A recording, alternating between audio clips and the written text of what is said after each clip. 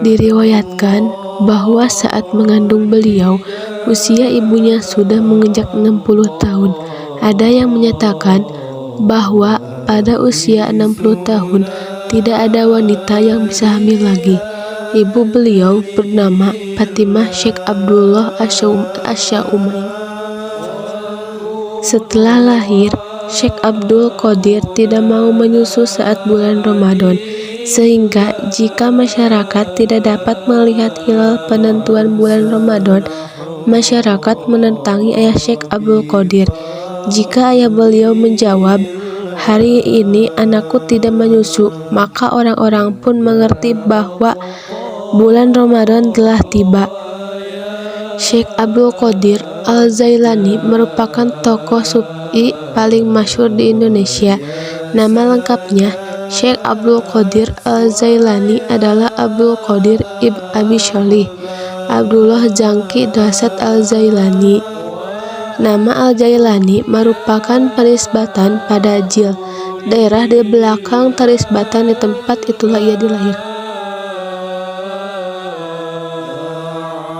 Syahid Abu Muhammad Abdul Qadir dilahirkan di Naib Jailan di negara Irak pada bulan Ramadan tahun 470 Hijriah bertepatan dengan tahun 1707 Masehi.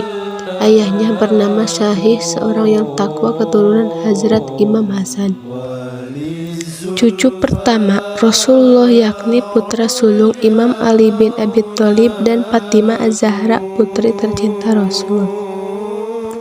Sejak kecil, ia seorang pendiam, bertafakur, dan sering melakukan agar lebih baik, yakni tentang apa yang disebut pengalaman-pengalaman mistik. Ketika berusia 18 tahun, kehausan akan ilmu untuk bersama para orang saleh telah membawanya.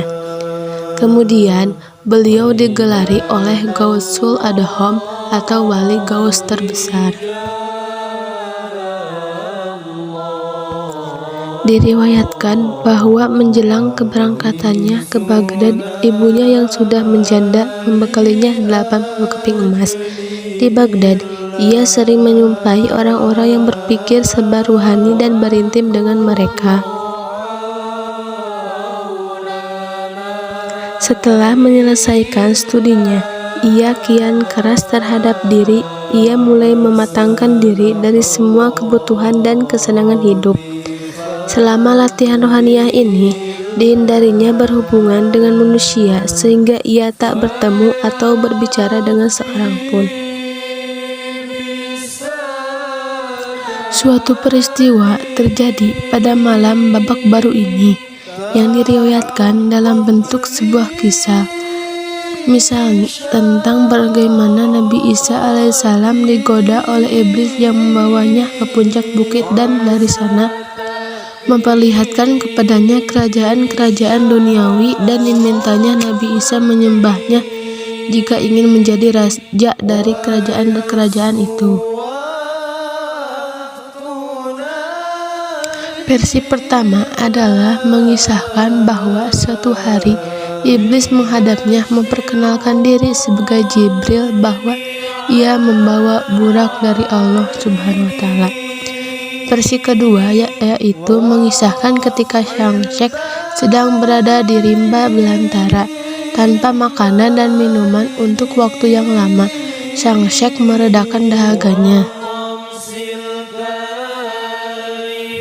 Melihat sang Syekh terpanjat, orang asing itu menenteramkannya dengan kata-kata, "Akulah agama kakekmu, aku menjadi sakit dan sengsara, tetapi Allah telah menyehatkanku kembali melalui bantuan." Sekian dari biografi Syekh Abdul Qadir Al-Jailani.